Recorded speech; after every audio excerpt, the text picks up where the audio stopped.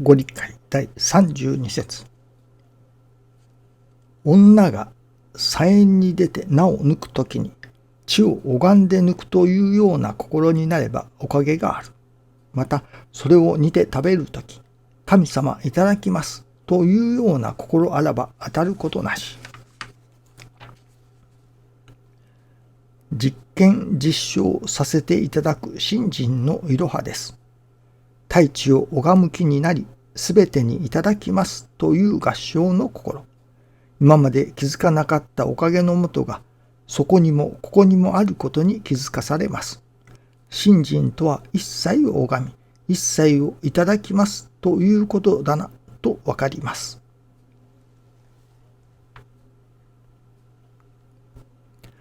見教えがあります。今日の見教えがあります。さて、その見教えは何のためにあるのか。信心をさせていただく。それこそ師匠は誠の信心と教えてくださいました。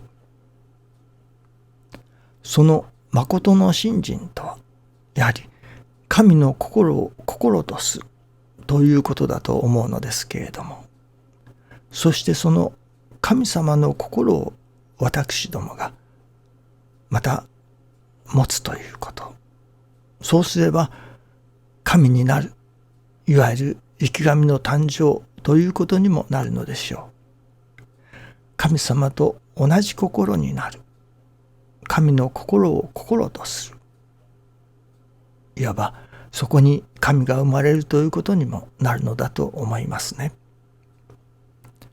その神の心を心とする前に、師匠の弟子として師匠の心を師匠とするというところが何というのでしょうか、取り組みやすいところではないでしょうかね。まずはその師匠の心を心とする。そしてそこからさらに進んで神の心を心とするということになるのだと思いますけれども、私どもはとかく手段と目的が混同してしまうようなことがあります。そして代を重ねるに従って手段であったのが目的にすり替えられてしまうことがあります。ここを心しなければなりませんね。師匠が求められたもの、例えば百人一徳者の育成であったり、愛楽理念を世に広めるということであったり、そういうものをやはり求めておられましたけれども、それは目的では、師匠のところでは目的ではない。あくまでも手段であったわけですね。その師匠の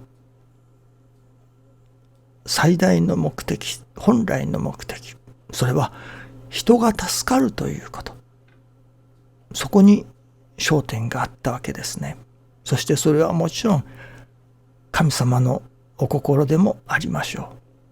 神の心を心とする。師匠の心を心とする。そこには私どもがひとえに人の助かりを願う。どうあったら人様が助かってくださるだろうかと、その人の助かりを願う、祈る。そのためのすべてでなければならないことになりますね。その人が助かる。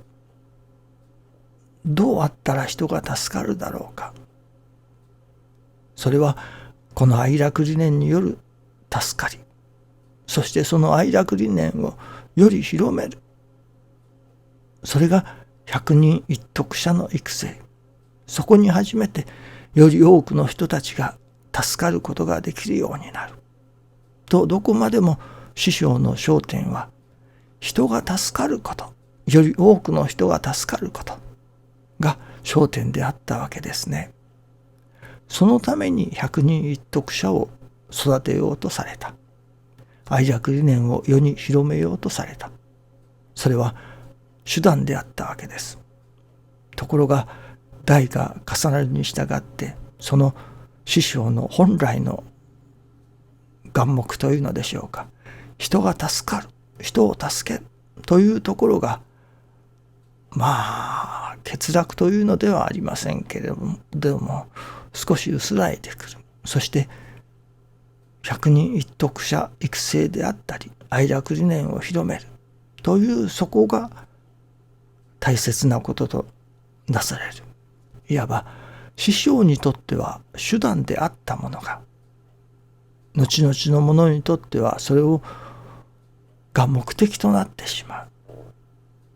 少し道が本来からずれてくるわけですね。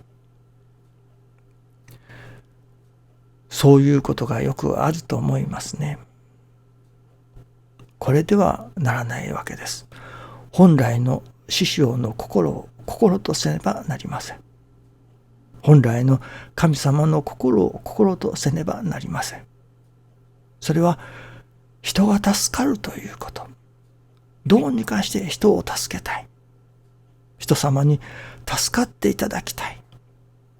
というそこからの手段としての百人一徳者の育成であり、愛楽理念を伝えるということ。それはどこまでも目的ではない手段なのだということ。目的はどこまでも人が助かるというところに目的がしかと置かれていなければならないということですね。これは教団の発展とか教会の発展とかいうことにおいてもしかりだと思いますね。どうぞよろしくお願いいたします。ありがとうございます。